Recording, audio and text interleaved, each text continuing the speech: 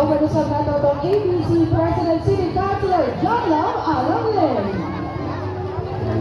And of course, our IBMR with Normal City Councilor Dato Roberto Cabari.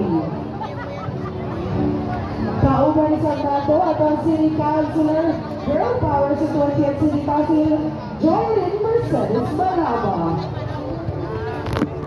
And of course, kauban sa nato ang atong President City Council Kenneth John Sakala. Father Alan Pulgo, Father, and of course, the President of our Designers Assembly, Honorable Kagawa Gigi Aisa.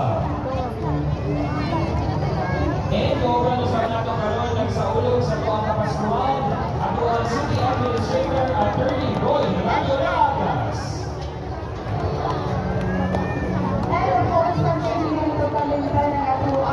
Siga sa kalangitan alang sa fireworks display.